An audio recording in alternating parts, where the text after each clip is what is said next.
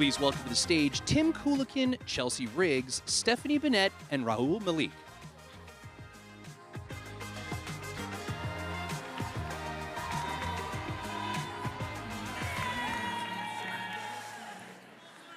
Hi, everyone. I know you have a choice in the panel you're going to watch at this moment, so we're all super appreciative that you're joining us here. My name is Rahul. I'm the Chief Growth Officer at a media company called The Business of Fashion. We offer, I think, a really analytical type of reporting on fashion and beauty. I'm really excited to moderate this panel because something that we think a lot about in our journalism is ultimately, as leaders, how do we practically execute all of the things that we talk about? And I think what I'm really fortunate to have a chance to explore with Stephanie, with Chelsea, with Tim, is as leaders of incredibly impressive brands, how they think about inspiring and motivating their teams and setting up the right structures to ensure really successful creator programs, creator marketing, and creator monetization. So I want to hand over very briefly for each of them to introduce themselves, and I think what I'd ask is for you to introduce the brands that you lead, the purpose of these brands, and perhaps what you think of as your experience in steering creator marketing programs at the brands. And so Stephanie, let me start with you. Yeah, hi. So my name is Stephanie. I'm French-Canadian, so that's why you hear the accent. If there's Canadian friends in the room, hello. So I've been working at L'Oreal for 19 years. Never done a job more than 2.5 years. That's probably why I'm still there. I'm the general manager of You to the People, recent acquisition of L'Oreal in 2021. You to the People, I mean, if you don't know about our green juice, the #1 cleanser at Sephora, I encourage you to discover it. So You to the People is a brand for all the people. And we strive to bring positivities and change in the world, both for the planet, but for all human as well. And secondly, I'm also the general manager of Urban Decay, makeup brand. And Urban Decay stands for freedom, creativity, originality, and also inclusivity. So, yeah. And in terms of, in terms of the creator economy, of course, and I know we'll talk a lot about this, but it's at the heart of our brand strategy. Hi, everyone. I'm Chelsea Riggs. I'm one of the founding members and current CEO of a brand called Amika. Amika is, yay, some fans.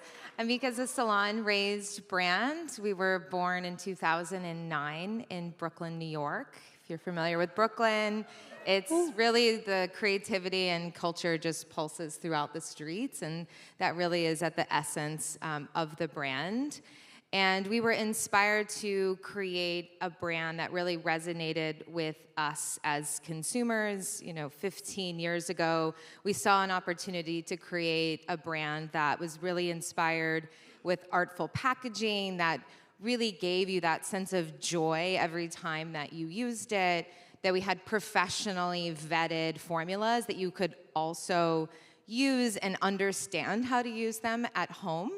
And we also were wanting to build a brand and a community that was really centered on relatability and approachability that we felt was missing in the industry at the time. And today we are a top 5 prestige hair brand in the US market and a top 4 salon brand in the US market as well, and the #1 dry shampoo at Sephora and in the US. Hi, everybody. So, my name's Tim Kulikin. I'm the CEO of Milk Makeup. Thank you. We're really happy to be here with the team as well. And so I've been at Milk for just about 5 years. Milk Makeup was born from Milk Studios. So Milk Studios is a creative, cultural hub that started in New York City in the mid-90s. And really it started with a core ethos that everyone is creative. And we exist as a company to try to serve and unlock that creativity that is inherent in and exists in every person. And that can take on any medium. Milk Makeup was born really from inside the walls of Milk Studios. And it's always been a community-centric brand. So it was born because at the time, there was an observation, much like Chelsea mentioned, that there was a lack of representation of the community within Milk Studios and of the community in that kind of downtown New York area within the beauty industry. And so the company was created to really serve, amplify, hopefully inspire that community, and really to create a space in beauty for all. So it's a brand that's rooted in community, rooted in inclusivity, believes in self-expression, and our brand signature is Live Your Look, which is all about, it's not how you wear your makeup, it's what you do in it that matters. And so everything we do is about fueling that creativity and freedom of self-expression, and our product ethos is all about clean, cool beauty that works. So we try to create things that are weird, wacky, and wonderful, work, and are vegan, clean, and cruelty-free. I think all three of you steward very loved brands, if that reception is any indication. I thought I'd start the conversation by asking just organizationally how you think about managing creator relationships. Where you try and center that leadership, but also how you get an entire organization to feel like they're participating in this type of marketing. Chelsea, I thought I would start with you. You mentioned to me when we were talking in advance of this conversation that you do everything in-house as an organization, and so maybe you can build upon that as you think about organizationally how you think about creator relationships. Sure. So I'll take a step back a little bit. So the name amika actually means friend. So it's derived from Latin. So think of amigo, amiga.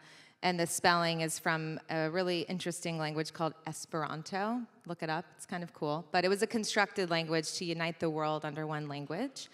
And we really take that to heart in everything that we do. And our purpose is to truly be a friend to all hairstylists, the planet, and our communities. And when we think about creator marketing, influencer marketing, bloggers from back in the day when we started the business, we didn't have a lot of funds. We only recently started working with private equity, and social media landscape was the easiest way and the most affordable way for us to truly reach and connect with our audience. So we've been doing it for a long time. Our first influencer event that we held was in 2016. And we've actually have a lot of those creators we're still working with today.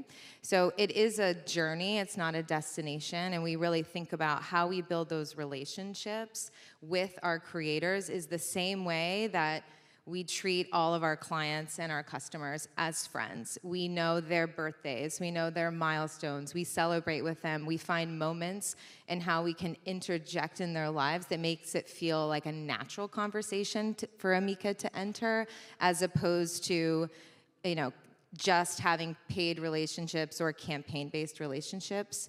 So it's something that you need to continually invest in, and really cultivate a community of creators, and we can only do that if we do it directly. Now, we do work with agencies, and there certainly is a time and place. We just had, we worked with Song Candy to do a custom song and partnership with Snooki to reach the 35-plus audience, the elder millennials, I guess we're called, and to have this moment of nostalgia. So there are moments where it makes sense for certain campaigns or macro creator partnerships that maybe we need, a faster route to that person.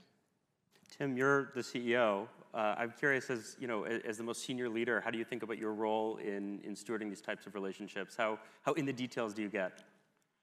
Well, first of all, I'm lucky because I have an amazing team, and we actually have incredible partners as well who are here. Gatemaker, our partner agency, and so the way that we think about community, first of all, is that it's everybody's responsibility to stay connected to the community and to think about the community at every step of everything that we're doing. So in a sort of an ethos sense, because we are a community founded, led, centric business, and our North Star is all about, we see ourselves as existing to serve and amplify them, and we see our products as tools and them as the artists. So our goal is really to inspire, never prescribe, and to give them the tools to express themselves, live their truth. So then practically so on some level it's everybody's responsibility. It's the center of everything we do. So it's not a responsibility that is limited or siloed in one part of the organization. Now there are different responsibilities in terms of how that relationship is created, developed, and so we have a fantastic community team here who are in the third row, I think. They do a wonderful job. And we work really closely with GateMaker, our partner agency, to cultivate those relationships. And I think it's interesting because we share very much that ethos that it has to be kind of an inside-out. We want to be fundamentally an inside-out company. So what you see on the outside is what exists on the inside. And those relationships are so important that we couldn't imagine letting them go. And so we don't. We just have a partner with GateMaker who helps us to amplify our reach, much like Chelsea said. And so we see them very much as an internal part of the organization. But we manage the creator relationships internally and with our partner structurally. We manage our community relationships and contacts in terms of our platforms with a team that works very, very closely with Katie and her team. So it's very integrated, and it's sort of intrinsic in everything we do, I would say. I feel like something that's implicit in just hearing you all talk about relationships is this sense of authenticity. There's something incredibly deep about the relationships that you're building. They're truly two-way. Authenticity also seems really trite when you talk about it on a stage. Everyone will of course say that those are the types of relationships that they're seeking to build. And so I'm curious, practically, what is an authentic relationship for you? How do you ensure that those are the relationships that you're building? How do you put yourself perhaps in the shoes of the creators that you work with? And Stephanie, I thought I might first pose that to you. Yes, 100%. So first of all, I think in this new world, everyone is a creator. So that's the number one thing. So whether it's the consumer is a creator, and there's different tiers, but that has changed everything. So in terms of being authentic, in terms of giving the freedom, etc., I think the key, first of all, is to build long-term relationship and to have a two-way conversations with the creator. So that's the number one. Secondly, I think it's also about providing the right guidelines, like the right information, scientific information about the products, but then the creator knows better their communities. So, yeah, that's. Chelsea, Tim, how do you all think about authenticity? What does it mean in this context for you? I know, it's such a lovely word, but they're so deep. There's a lot of things that I could talk about. I'll pick something that we did recently, and the team did recently. They did an amazing job. We did a community casting within our creator community for our new launch, Perk Up Ultra, which is the third dry shampoo in the franchise, and a full campaign on our dry shampoos called Pick Up for Perk Up. So we flew them to the shoot, obviously, and then we brought them to New York to see their faces like live on a painted billboard in the Spring Street subway station in Soho. We brought them in again for a Soho pop-up store that we did the following month, and really building that relationship with them, and then having that on our social feed as well really is inspiring to other creators as well of, oh, like I could see myself doing that as well. We do a lot of events throughout the country that are for those in real life relationships, because yes, you can talk over email and Zoom, Teams, what have it, but like building those relationships in person over time, and just because you seeded someone once and they didn't post about you, or maybe they did and it didn't work well, doesn't mean that it couldn't later in the future, right? Like those relationships are really important regardless of what transpires after that, because we've had people who, big macro creators who posted about the brand,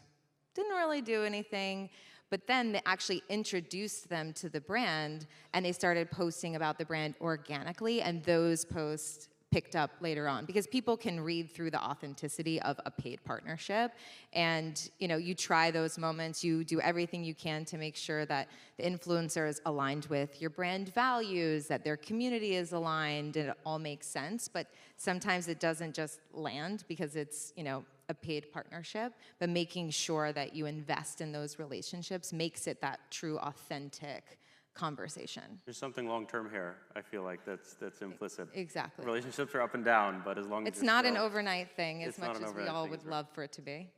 Yeah, I agree with everything that's been said. I think we try to find creators who are stoked about the same things that we are, whether that's the conversation around around brand values, or whether it's just excitement about a certain product, an innovation, the role that it plays in their lives, why it was created. And so we do lots of little things. I mean, if I take a very recent example, there was a creator named Lynette who was visiting LA from Seattle, and the team spent an afternoon with her, gave her a tour of the studio. So she came and hung out at the studio, got to see all the different brands that we're shooting, came down, and we have a little kind of a clubhouse in there, got to just chill, try the products, talk, and there's nothing transactional about it.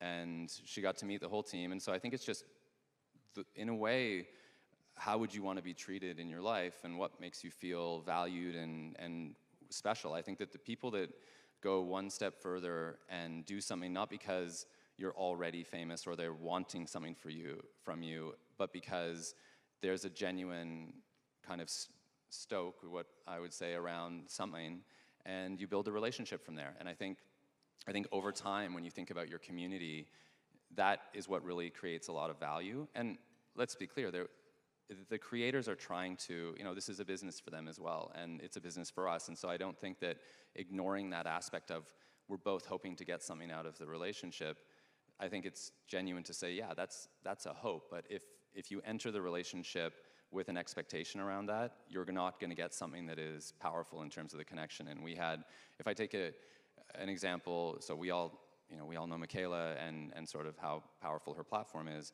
She did a review of a recent innovation for us, and it was totally organic. And in the review, she said, Hydro is the product that I was using that I first went viral with.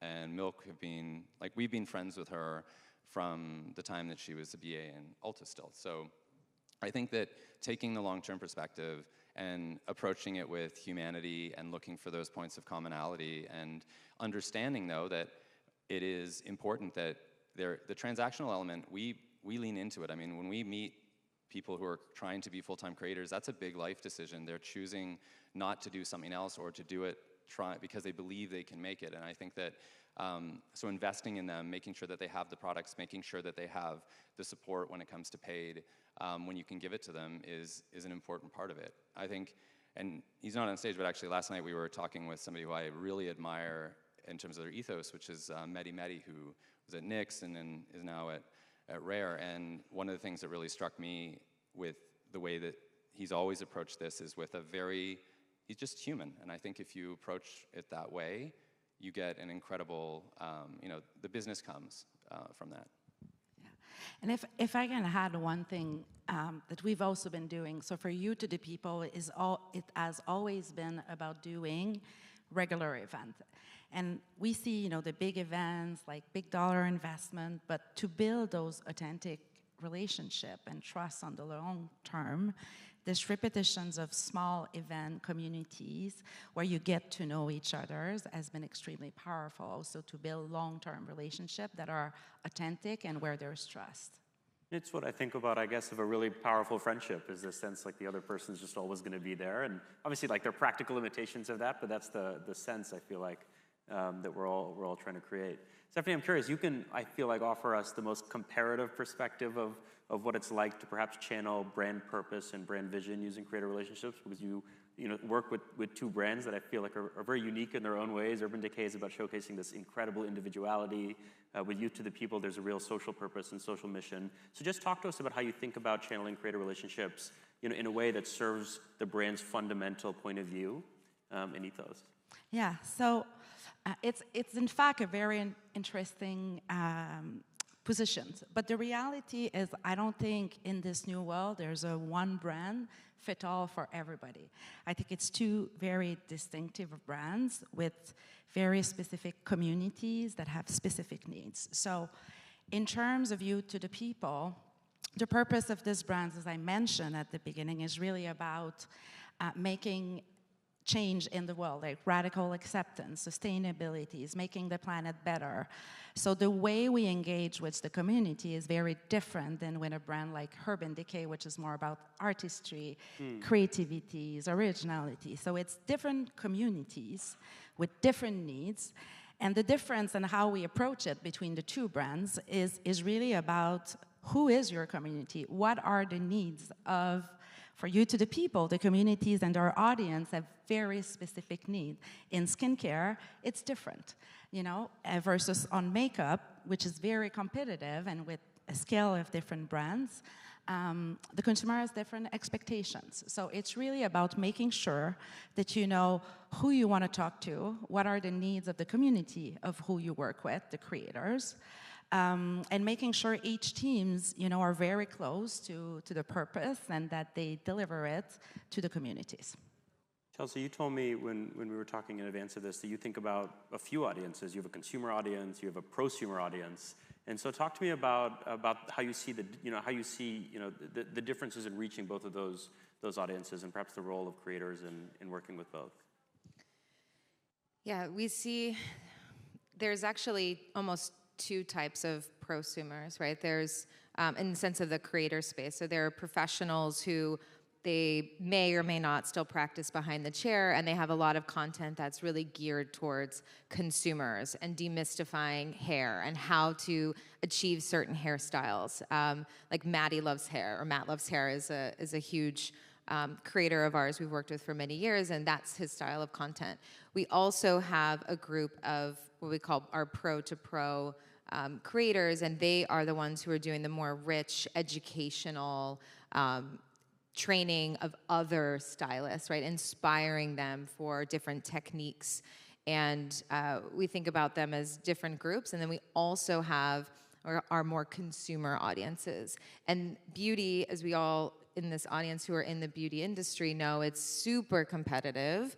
The same influencer that maybe is potentially talking about Urban Decay and a multitude of other brands, now we want to work with that person. So we think about, as a human, you might be into beauty, but you are also into fitness, and you're a mom, and there's so many other elements of your personality and ways to meet our consumer where they're at. And so we think about our consumer creators in that way as well, so that it is diverse.